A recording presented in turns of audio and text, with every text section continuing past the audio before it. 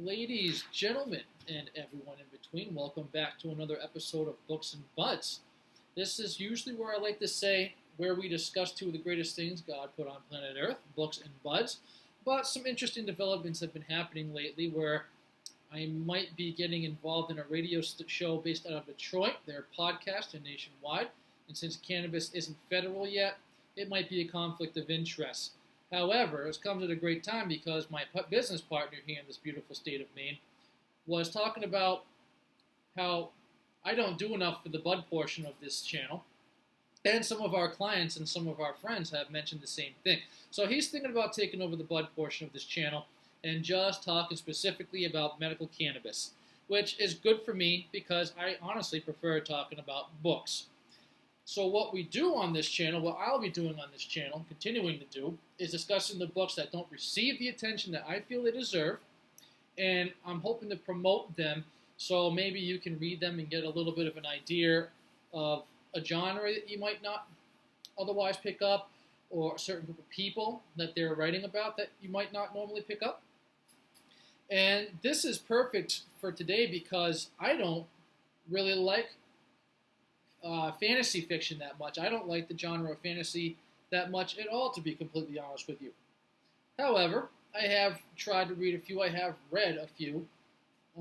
And today's book, Thomas Anthony Lay, his book, The Age of Reckoning, Volume 1. It's titled Volume 1 because it's the very first book based in his Naeisus world. I don't know if I'm pronouncing that right, but I will write it down in the title, so hopefully you can make some sense of it yourself. So, since he's also a rhetoric askew writer, I wanted to give Thomas a chance here, and I picked up his book, The Age of Reckoning. And what I do know about fantasy is that it's just usually too long. If you go to the fantasy section at your local bookstore, it's that thick. And I love to just read as many books as possible. So sometimes when I see something that thick, especially in a genre I don't like, I won't even bother picking it up. But this book was relatively short. So I was like, well, is this guy going to dive into the characterizations, all the different worlds, all the different factions or groups that are involved in this world that he created? Or is he just going to kind of get to the nitty-gritty? I didn't know if he was going to screw that up with a volume this short. But upon the very first paragraph, I liked what he did. So I'll read it for you. Whiffs of smoke from a burning candle danced up the stone wall. The excited whispers and low chortles of the four children brought warmth to this otherwise cold castle bedroom. Prince Aerith lay on his bed beside two of his three younger sisters. A thick dovet pulled up to their necks. So, at first I thought, okay, this guy knows what he's doing. Whiffs of smoke from a burning candle danced up the stone wall. It's pretty nice imagery. That's what you expect in fantasy, is really nice, in-depth imagery, especially when you're creating a new world. Another thing I like about this is it introduces us to the king. So this is Prince Aerith. The King Aerith, King Aerith III, is about to read these children a bedtime story. It's kind of a sweet scene. So what that does is it sets us up to see who King Aerith III is. He's a very peaceful man. He's a family man. He loves his children. We learned that his wife passed away, so he's raising these three children on his own. And you kind of get a feeling that this is just a really good, peaceful man. He's a good king. So that sets us up with the main character nicely because that's exactly what he tries doing, bringing peace to the world of Naeisus.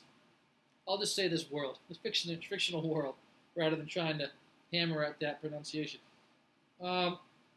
So that takes place. Also, what he does, and I like the way he does it, Thomas Anthony Lay, he tells the king tells the bedtime story to these children. Now, what he does is he starts telling them about this world.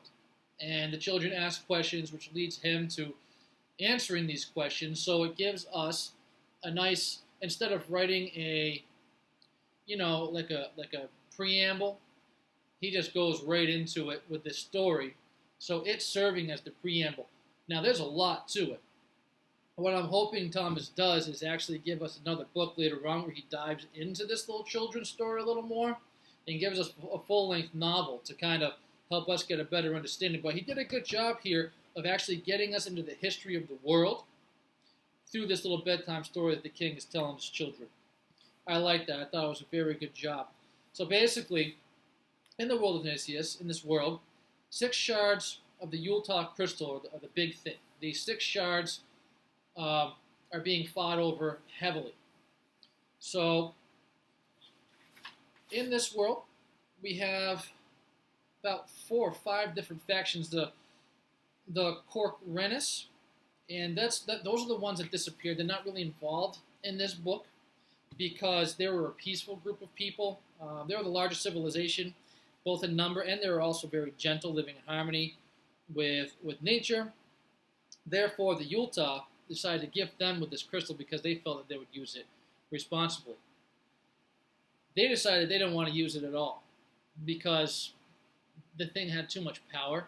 So they decided to be respectful of its power and just protect it and leave it alone. Well, rumors of what this thing could do started getting around to all the different factions, and of course, war broke out. Now, war broke out between all the different factions. We have man, which King Areth III is a part of. He is king of men. And then we have the Marusi, which is an aquatic kind of a faction. They have a city that's pretty much submerged underwater in this giant lake. And they're probably my favorite faction of all of them. They seem relatively peaceful, just want to be left the hell alone. Then we have the Wolven, which they were the most interesting to read about because the strongest league and the strongest member of the Wolven is known as the Ulf. And to earn the position of Ulf, or Ulf, however you pronounce it, you have to take it by force and defend it. And that's how you earn the respect and the loyalty of the other members in the Wolven faction.